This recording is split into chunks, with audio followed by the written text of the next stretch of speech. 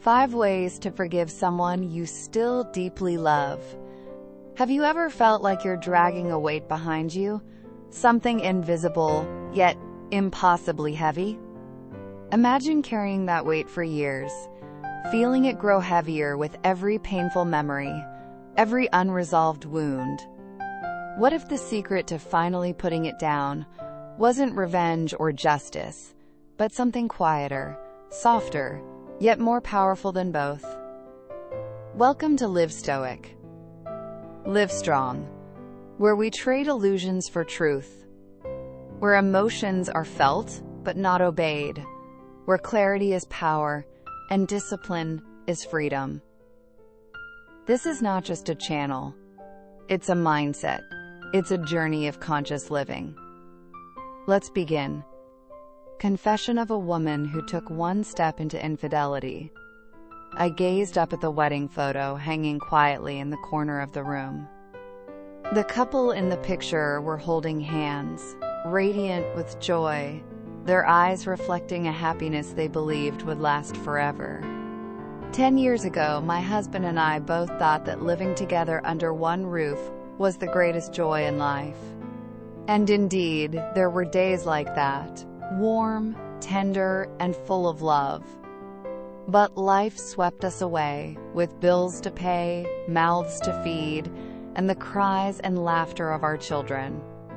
As they were born one after another, love seemed to be tucked away in a corner, replaced by duties, stress, and exhaustion.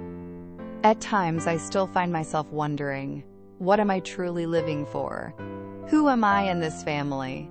Do I still love my husband? Or am I simply coexisting with someone familiar out of obligation? Years of being a wife and mother had worn me down. The affection faded, physical touch became routine, and my heart no longer stirred. We knew each other too well. So well that there was nothing left to say. Every day was a carbon copy of the last.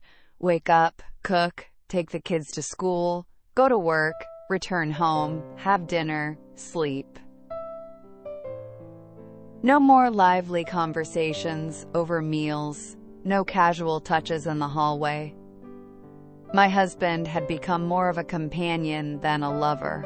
I was still strong in public, still juggling work, kids, and responsibilities. But I'm a woman, and women need to be cherished. I missed a loving gaze, a surprise hug from behind, or a simple, "Are you tired?" at the end of a long day. But my husband thought romance was a luxury reserved for people without family burdens. Sometimes, I longed for a bouquet on my birthday, a kiss on our anniversary, but those were always forgotten, dismissed as unnecessary or a waste of money. Now, I can't even remember the last time we kissed. I met that man at a small party, purely by chance. He was also married. But the way he looked at me, the way he asked how I was, my heart skipped a beat. They say women are most vulnerable when they're lonely. And I had been lonely for a long time. I just hadn't admitted it. That night he drove me home. He stopped a block away and said, "I don't want your husband to misunderstand." That one simple sentence sent my heart into turmoil. When I walked into the house, I saw my husband covering the kids with a blanket, grumbling about our oldest slacking off in school, and how the little one was getting more stubborn. He asked me a few questions before falling asleep. I lay beside him, ashamed to realize I was thinking of another man. Then everything unfolded like a slow fall. At first it was just a few text messages, some calls, then coffee dates, dinners, and eventually, intimate rendezvous. We started thinking of each other obsessively. That rush of emotion? I had felt it before, but not for a very long time. This man made me feel alive again, like I was still attractive, still full of vitality. Every word he spoke, every gesture moved me. One day after a date, he suggested we go to a hotel. I had fallen for him, yes, But when it came to sleeping with him, I hesitated. I wasn't single. If I crossed that line, there would be no going back.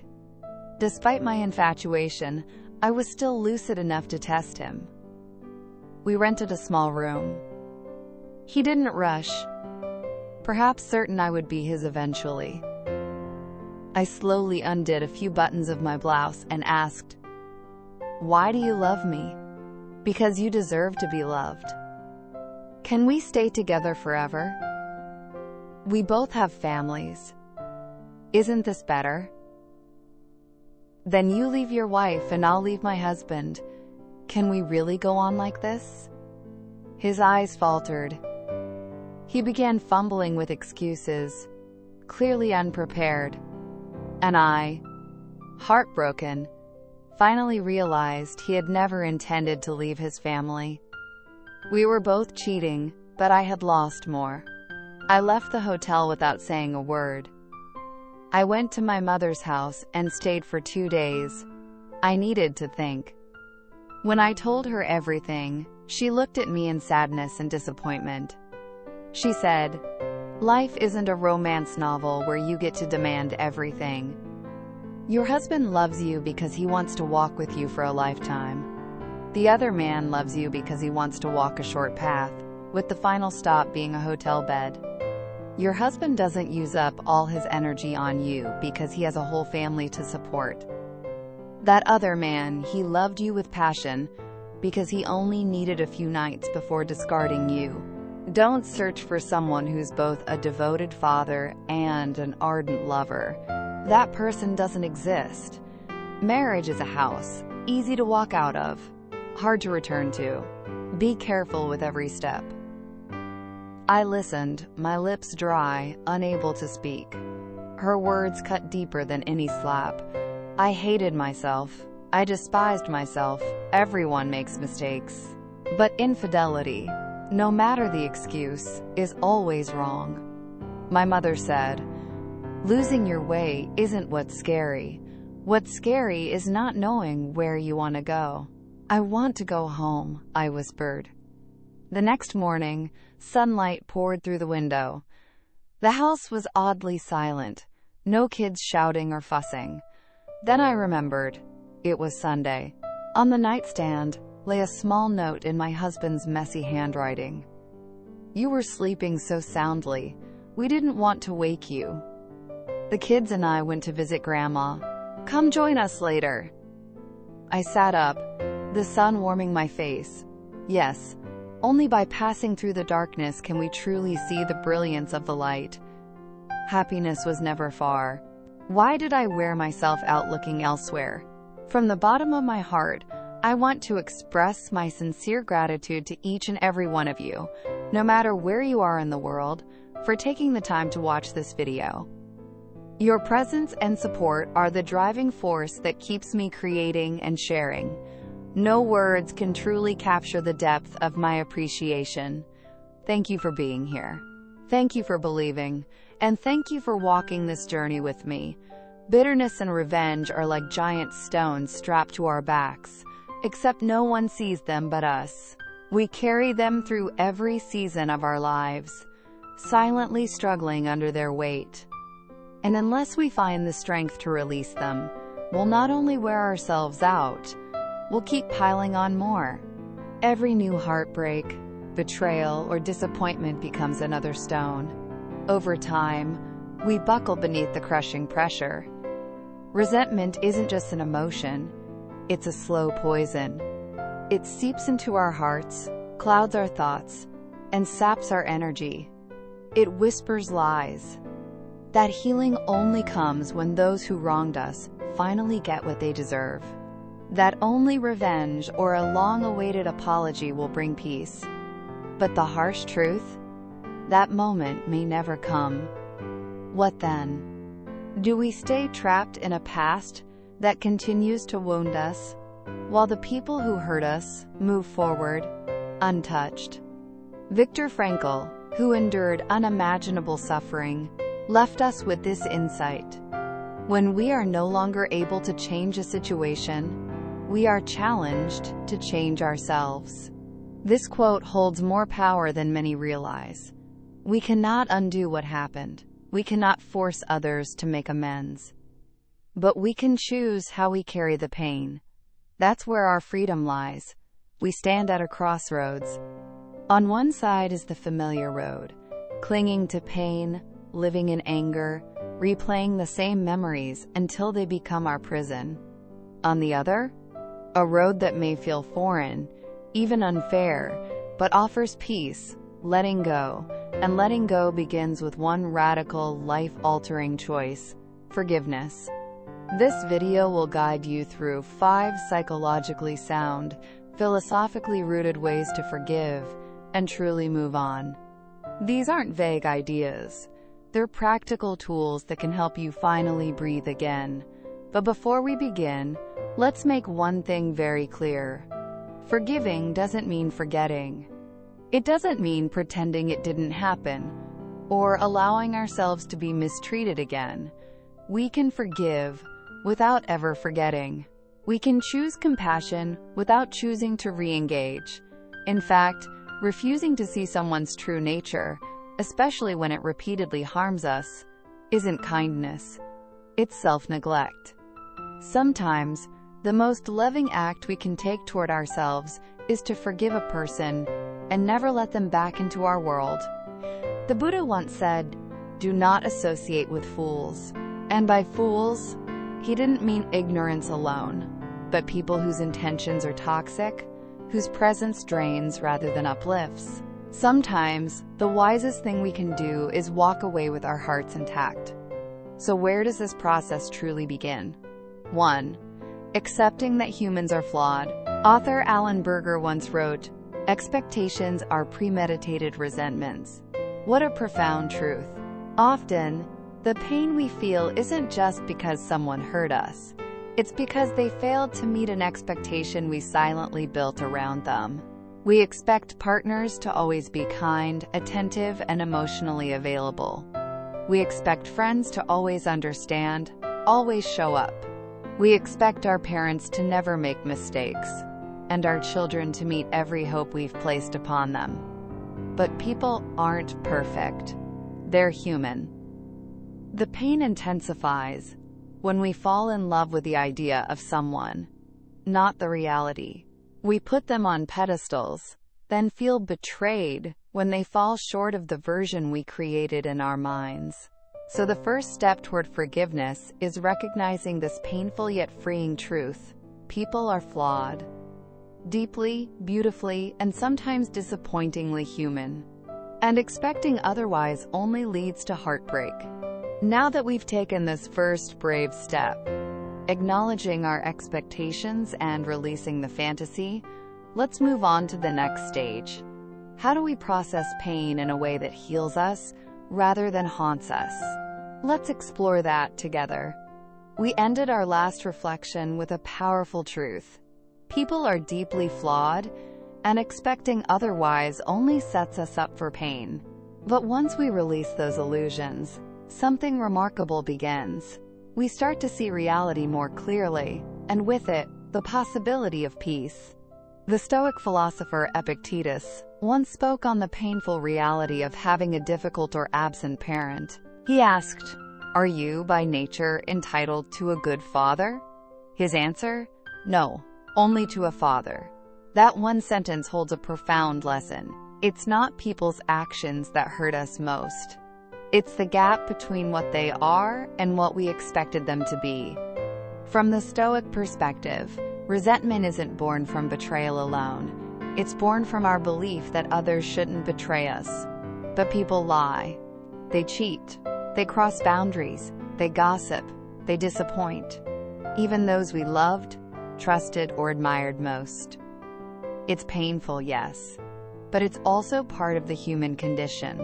And if we can accept this painful truth, not excuse it, but accept it, we may find it easier to loosen the grip of our resentment.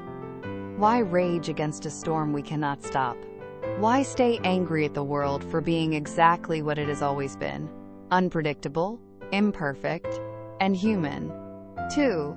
Contemplating anger and resentment. Let's turn now to the wisdom of the Buddha. He taught that suffering is fueled by three core poisons: greed, ignorance, and hatred. Hatred, he said, stains the soul. It corrupts from within. And if you've ever seen the destruction born from hatred, you understand. Wars, genocide, families torn apart, lives shattered. But hatred doesn't need a battlefield to destroy. It can burn quietly, inside the walls of our own hearts. We hold a grudge and fantasize about revenge, imagining ways to even the score. Yet most of these imagined retaliations never see the light of day. Still, they damage us all the same. Have you ever heard the saying, holding on to anger is like grasping a hot coal with the intent of throwing it at someone else? You're the one who gets burned. That's exactly what resentment is.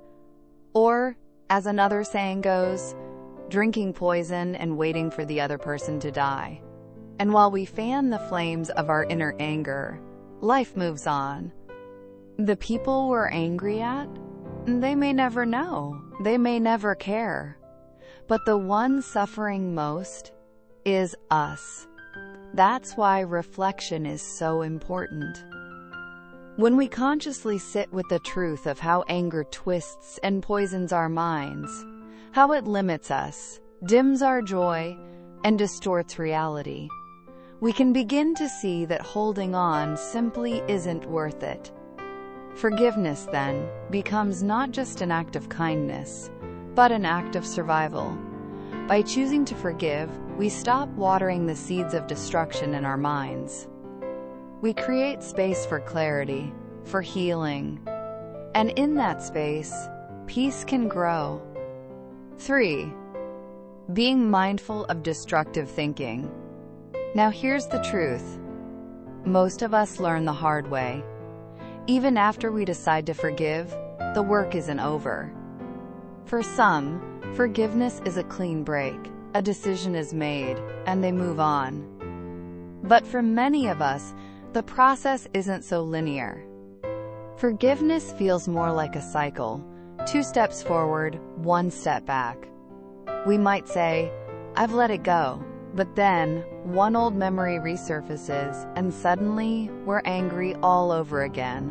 Why does this happen? Because resentment is tenacious.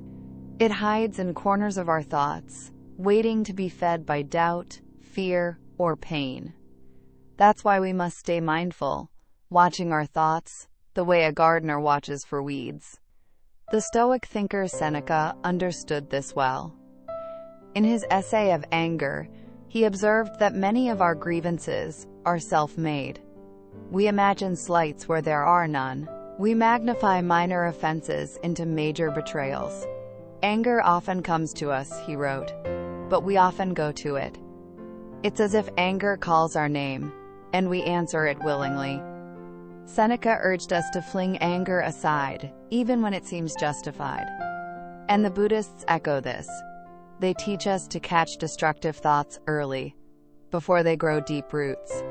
Because if we don't, those thoughts can spread like cancer, first clouding our minds, then taking over our lives. So what can we do? We can tend to our minds like sacred gardens, pulling weeds, planting seeds of compassion, noticing which thoughts are healthy and which ones rot our inner peace. Because the moment we stop feeding resentment, the moment we stop giving anger a place to live, healing begins. And from here, we turn towards something deeper still. How do we actually practice forgiveness when the wound still stings? That's where we're headed next. We ended the last part with an image, a garden of the mind, a space that needs care, presence, and pruning if we want it to bloom. But like any real garden, tending it requires more than one act of intention. It takes ongoing awareness, daily commitment. That's where true forgiveness begins to deepen. To become truly skillful gardeners of the mind, we need to cultivate one key virtue: mindfulness. Buddhist philosophy teaches us that meditation is the way we strengthen this ability. Our capacity to observe thoughts, emotions, and impulses without being ruled by them. Because while making the decision to forgive is powerful, it's only the beginning. What comes next? Keeping our inner space clean, removing the junk, the emotional debris that can stir resentment all over again, especially toward those we thought we had already forgiven. Imagine saying, "I forgive you," then quietly replaying the offense again and again in your mind like a bitter film reel. That isn't forgiveness, it's performance. Real forgiveness is a commitment, a promise not only to let go, but to not pick it up again when it gets hard. 4. Not forgetting the positive. Here's something strange but true. Our brains are wired to focus on the negative. It's called the negativity bias, a hard-coded survival mechanism from our evolutionary past. That bias once kept us alive, alert to predators, threats, danger in the bushes. But now, in our modern emotional lives, it causes something far more subtle. It makes us overlook the good in others, especially those who have hurt us.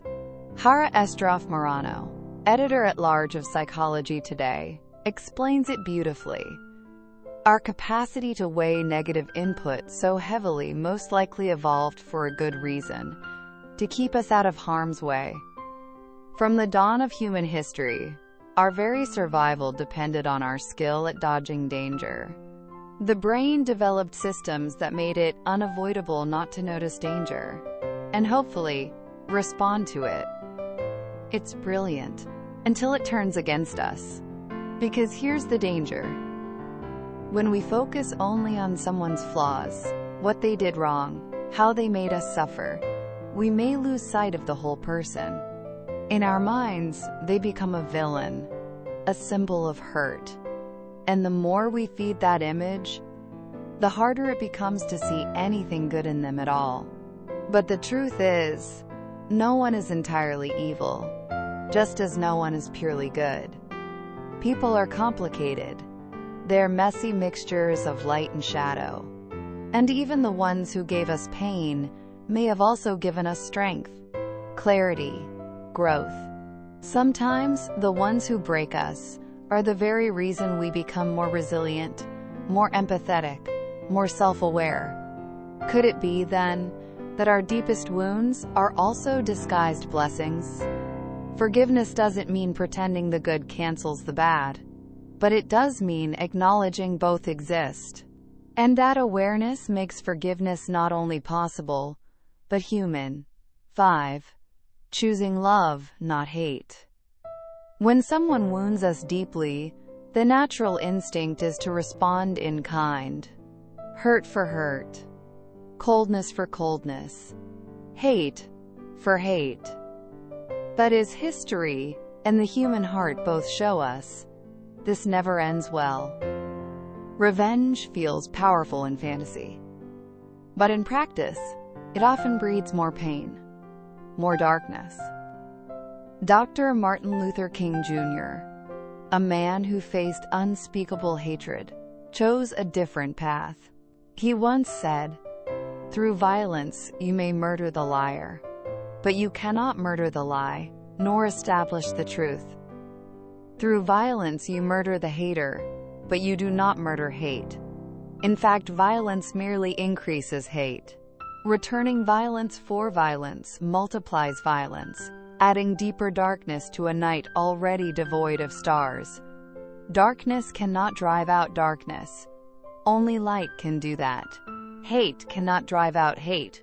Only love can do that." His words are not only poetic, they are piercing in their truth. Choosing love over hate does not mean re-entering a toxic relationship.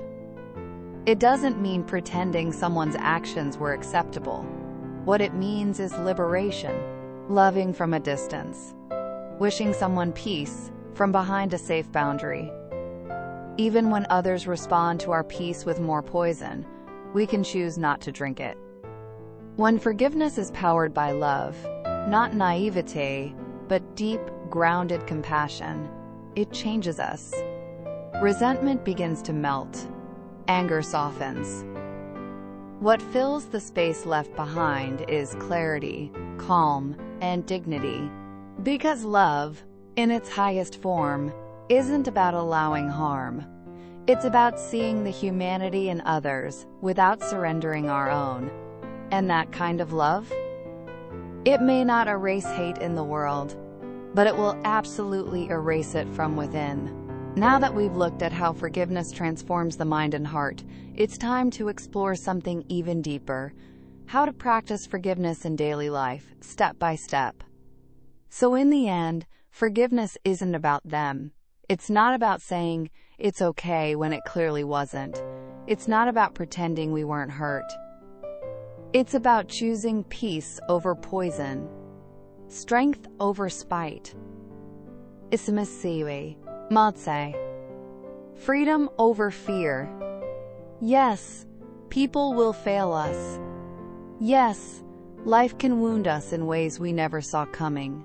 But we get to decide, right here, right now, what we carry forward and what we leave behind. Forgiveness is not weakness. It's clarity. It's courage. It's the choice to say, "You will not live rent-free in my mind anymore. I choose peace. I choose power. I choose me." You don't have to forget. You don't even have to reconnect. But if you can release just a little, you'll start to remember what it feels like to be light again. Stay grounded. Stay centered. Thank you for your time. If one idea touched you today, come back next time. It may reach deeper. Don't forget to like, subscribe, and share this with someone who needs a quiet moment. See you in the next video.